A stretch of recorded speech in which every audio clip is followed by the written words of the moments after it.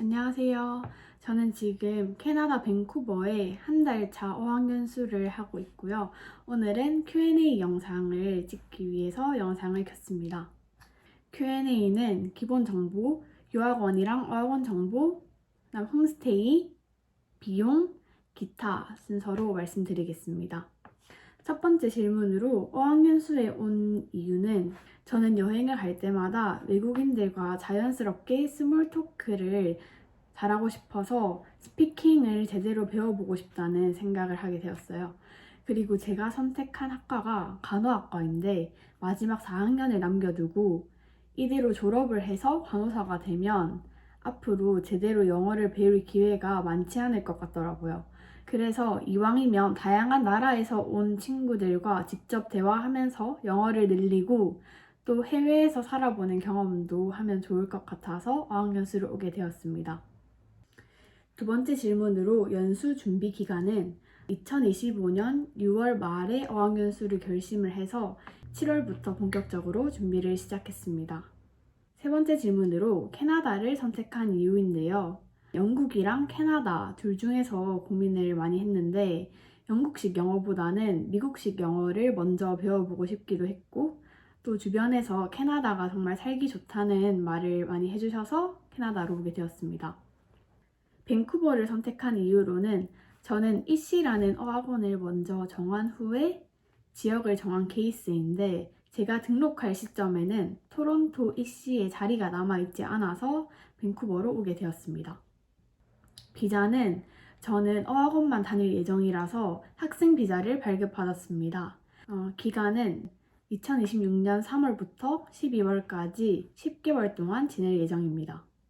저는 이미 같은 어학원을 10개월 등록해둬서 변경은 못하지만 이렇게 길게 다니면 루즈해질 수 있기 때문에 어학원을 이동하거나 아니면 워홀 비자로 와서 몇 개월 학원을 다니다가 몇 개월은 일하고 가도 좋을 것 같아요. 다음 카테고리는 유학원과 어학원입니다. 첫 번째로 EDM 유학원을 선택한 이유입니다.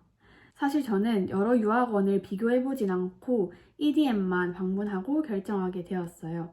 담당자분이 꼼꼼하게 설명을 잘해주시고 카카오톡으로 궁금한 거 있을 때마다 바로바로 답변을 주셔서 좋았던 것 같아요. 그리고 이렇게 출국 전에 서류 파일도 정리해 주셔서 너무 편했어요.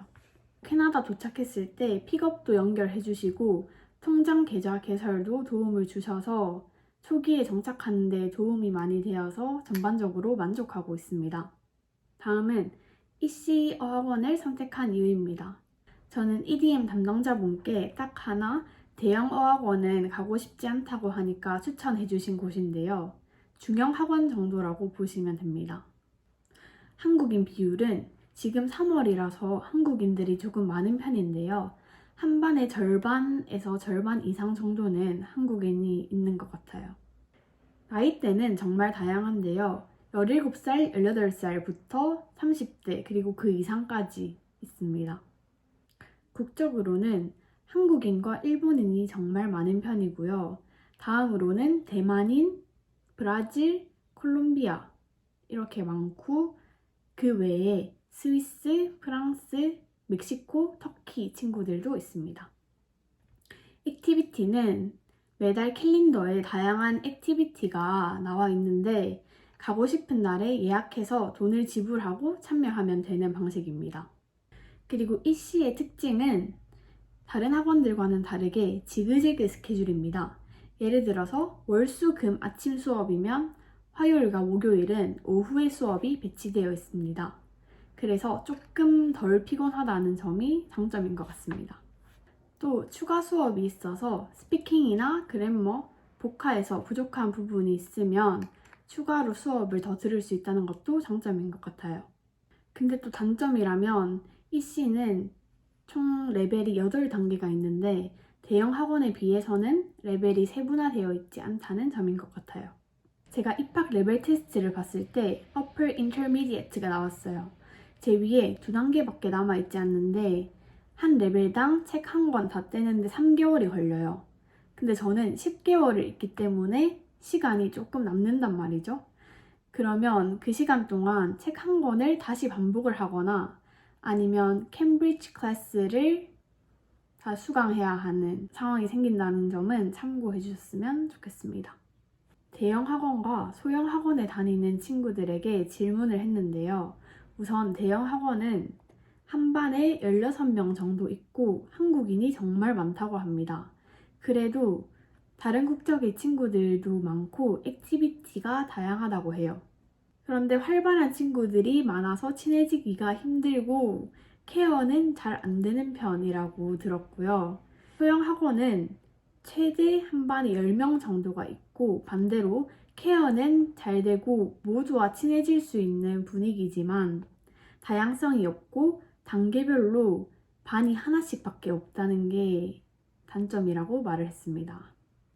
학원 선정에 있어서 고민하시는 분들이 많을 것 같은데요. 사실 어학원에 따라서 영어 실력의 향상 크게 차이 나지는 않는 것 같아요. 영어 공부를 어떻게 하는지 그리고 외국인 친구들과 얼마나 어울리는지가 더 중요한 것 같기 때문에 어학원 선정에 있어서 시간을 많이 쏟을 필요는 없는 것 같아요. 그냥 가볍게 MBTI I이신 분들은 소형 학원, E이신 분들은 대형 학원 이렇게 선택하셔도 괜찮을 것 같아요. 다음으로는 홈스테이입니다. 홈스테이로 선정한 이유는 보통 홈스테이, 기숙사, 룸쉐어 중에서 선택을 하는데요.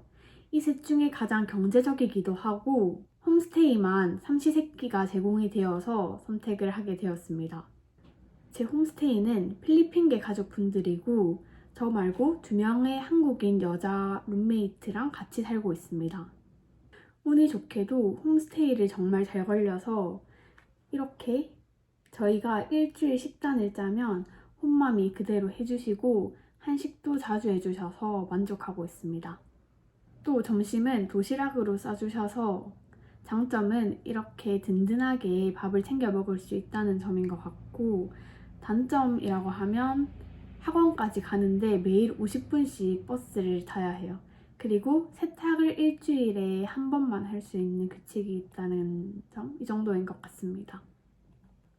근데 홈스테이는 유학원에서 랜덤 배정해주는 거라서 사람에 따라서 만족도가 크게 갈려요. 샤워 시간 15분이나 주방 사용 금지 등 규칙이 많은 곳도 있고 특히 매일 밥을 샌드위치로 준다거나 부실한 곳이 많아요. 결국 별로라서 룸쉐어를 하는 친구들도 많더라고요. 다음으로는 비용입니다. 우선 학비는 주 5회 3시간 수업에 1개월 스피킹 클래스 수업을 끊어서 약 1,400만 원 정도 지불했습니다. 항공권은 대한항공 마일리지로 끊어서 유류 할증료만 35만 원 정도 지불했습니다. 그리고 국제학생증 발급 비용으로 25,000원 정도 썼고요. 비자 발급 비용 25만 원 나왔습니다. 보험은 카카오톡 보험으로 들어서 21만 원 정도 나왔습니다. 홈스테이비는 저는 매달 식비 포함 1,200불씩 내고 있습니다. 통신비는 한 달에 약 5만 원 정도, 교통비는 원슬리 패스로 한 달에 약 11만 원 정도 나옵니다. 마지막으로 생활비는 어떻게 쓰는지에 따라 차이가 많이 나는 것 같아요. 액티비티를 많이 하고 외식을 많이 하면 당연히 더 많이 나오지만 홈스테이에서 자주 먹고 쇼핑도 많이 안 하면 덜 나오는 것 같아요. 제 기준으로는 홈스테이에서 자주 밥을 먹어서 대충 한 달에 60만 원에서 100만 원 선에서 사용하는 것 같습니다. 마지막으로 기타 꿀팁에 대한 내용들입니다. 날씨는 제가 추위에 약한 편이라서 토론토보다는 조금 더 따뜻한 밴쿠버로 오길 잘한 것 같아요. 하지만 비가 정말 많이 옵니다. 제가 3월에 도착을 했는데 한 달 동안 지내면서 비가 안 왔던 날이 없을 정도로 비가 정말 많이 와요. 밴쿠버는 5월부터 9월까지 날씨가 좋다고 해서 기대 중입니다. 홈리스와 마약하는 사람들입니다. 홈리스가 정말 많고 길을 지나가다 보면 골목마다 꼭 한 명씩은 보는 것 같아요. 특히 다운타운은 지나가다 보면 마약 냄새가 많이 나요. 저도 실제로 마약하고 있는 장면도 몇 번 본 경험이 있습니다. 다음 인종차별은 아직까진 한 번도 느껴본 적이 없습니다. 신기한 버스 문화가 있는데 내릴 때 뒷문을 밀어서 내려야 돼요. 그리고 내릴 때 사람들이 땡큐 이렇게 꼭 인사를 하고 내리고요. 이게 밴쿠버에만 있는 문화라고 선생님이 그러시더라고요. 다음으로 팁 문화입니다. 캐나다에서는 팁을 기본 15%에서 20% 정도 줘야 해요. 왜냐하면 서버들의 수익 구조가 팁을 포함해서 만들어져 있기 때문에 주는 게 기본 매너라고 할 수 있습니다. 다음으로는 준비물 꿀팁입니다.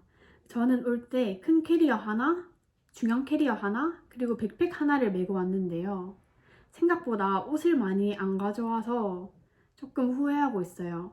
여러분들 오신다면 겹겹이 입을 수 있는 외투나 바람막이는 꼭 챙겨 오시면 좋을 것 같고요.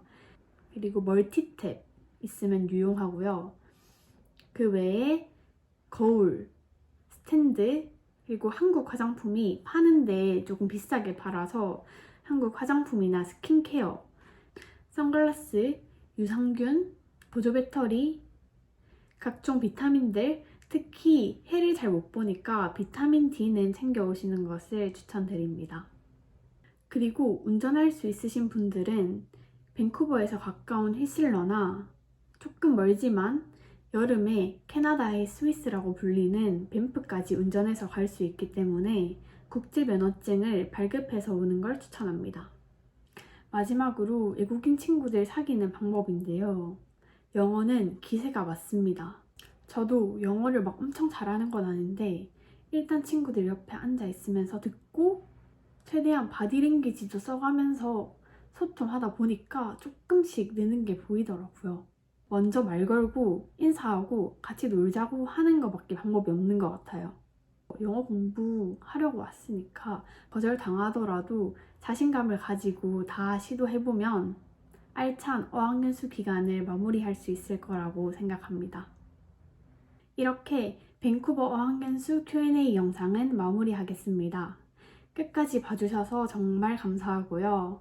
앞으로 남은 9개월간의 제 브이로그도 열심히 지켜봐주세요. 감사합니다.